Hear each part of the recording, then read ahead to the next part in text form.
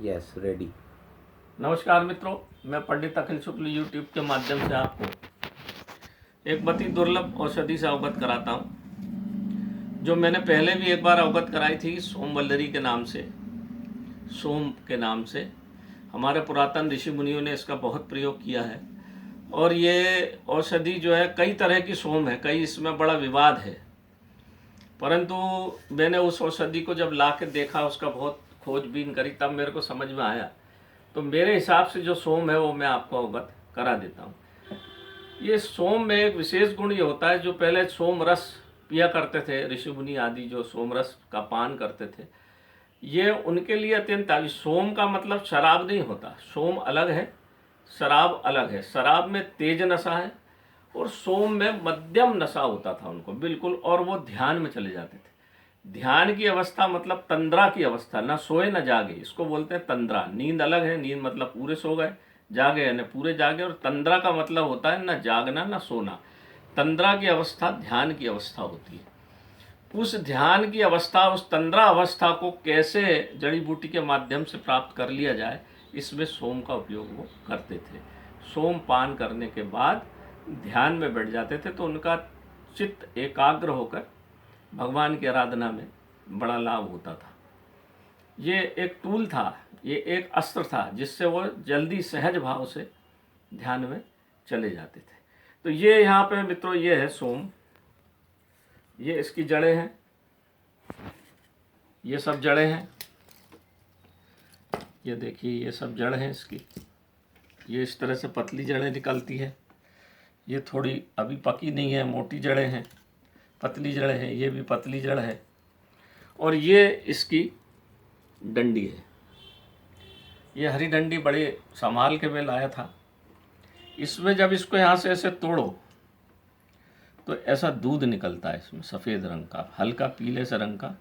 जब भी आप इसको तोड़ेंगे तो यहाँ से सोम में दूध अवश्य होना चाहिए, नहीं तो वो फिर सोम किसी काम की नहीं। ये देखिए, ये इस तरह से इसमें दूध निकलता, और ये जल्दी सूखती नहीं है, बहुत जल्दी नहीं सूखती। इसको लपेट के यतन से लेके आया था। ये पाई कहाँ जाती है?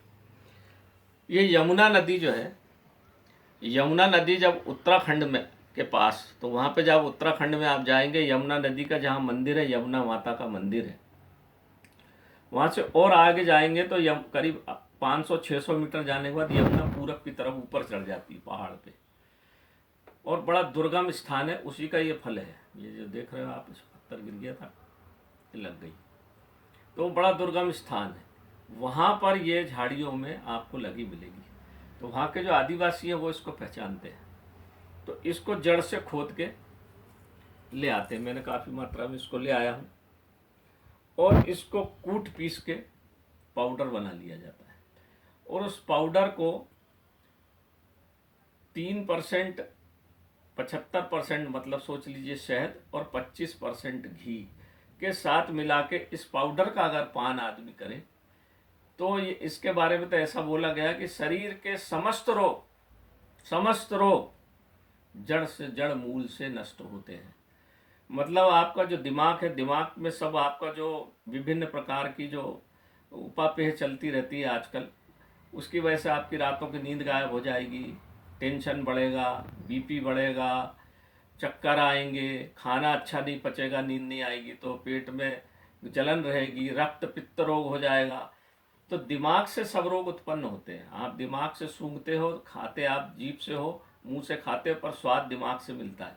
अगर आप, इसका प्रमाण ये है कि यदि आप कोमा में चले जाओ तो आपकी आंखें पुतलियाँ तो चलेंगी, आंख सही है, मगर कौन खड़ा है ये नहीं बता सकते। आप क्या खा रहे हो, आपको स्वाद ही नहीं आएगा। तो पूरी चीज़ दिमाग से कंट्रोल होती है, और उसका भी दिमाग को कंट्रोल करने वाला, दिमाग को नियंत्रित करने वाली है पिट्यूटरी ग्लैंड, जो आपके दोनों यहाँ आज्ञा चक्र के पीछे होती है, लगभग 1 इंच ऊंची। इसके ऊपर चीन ने बहुत काम करा है, लामा लोगों ने बहुत काम करा है, बहुत सारी खोपड़ियाँ प्राप्त हुई है जिसमें छेद है, इस पर उन्होंने बहुत काम करा। उनके यहाँ ये काफ़ी मात्रा में मिलती थी। तो लामा लोग भी इसका उपयोग ध्यान के लिए बहुत करा है उन्होंने। तो जब जब हमारा दिमाग एकाग्र होगा तो आपके कोई काम बिगड़ेंगे नहीं, कोई रोग आपको होगा नहीं, कोई रोग आपको सताएगा नहीं। आजकल जो हाइपर जो हो रहा है क्या बोलते हैं उसको, थायराइड, हाइपरथायराइड महिलाओं को जो हो रहा है, जो आपके अंदर शरीर के अंदर पूरे आपके जो जितने भी अवयव हैं इनकी गड़बड़ी की वजह से होता है।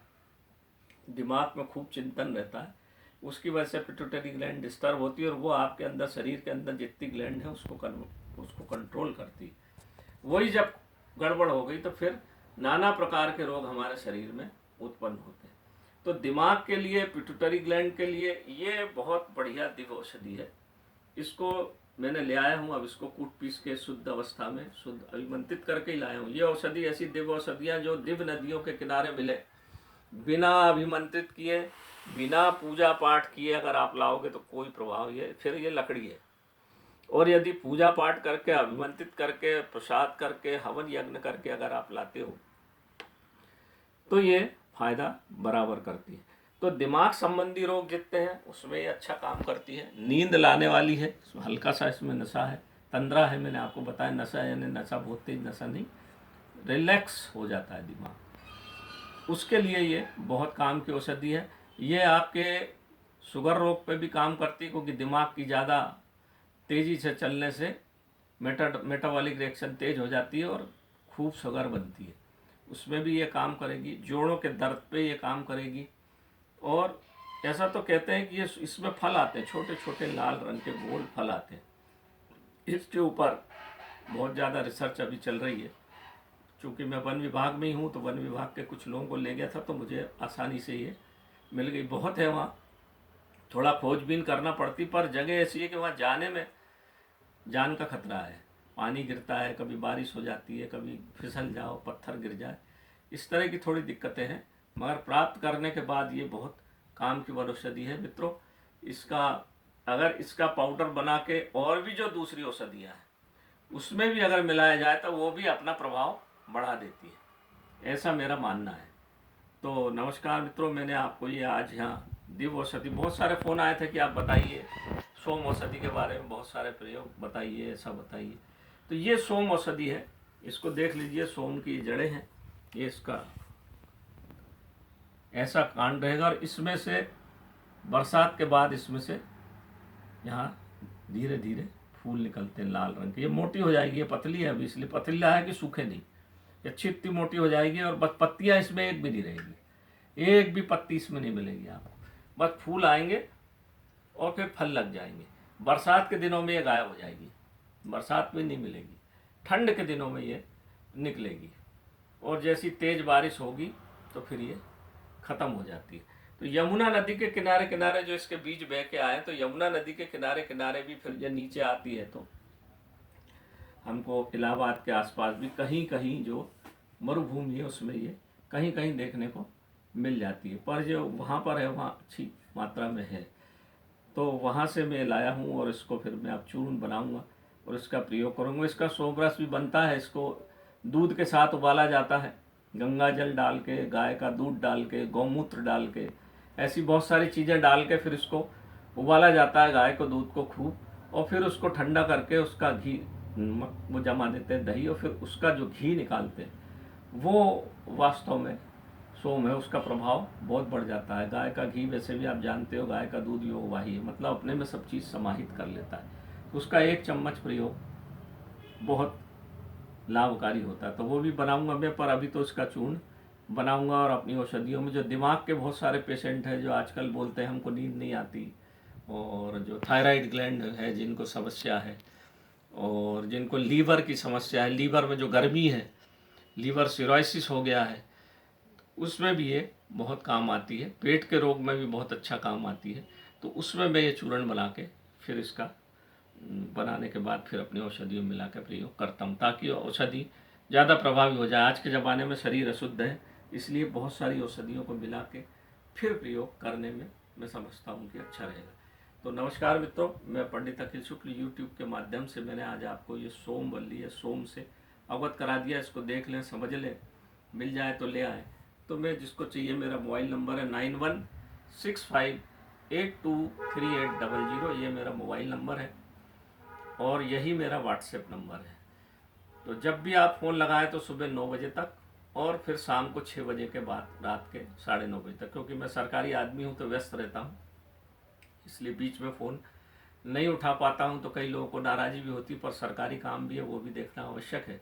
ये तो मेरा ऐसे ही काम है, मैं इतने दिनों से घूम रहा हूँ जंगल में, इसलिए ये मेरा शौक ही है, काम है।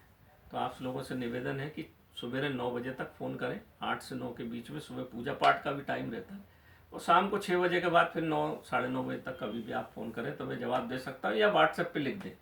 जो भी आपको समस्या है व्हाट्सएप पे लिख दें, मैं व्हाट्सएप पे जब भी समय मिलेगा आपको रिप्लाई ज़रूर करूँगा। तो नमस्कार।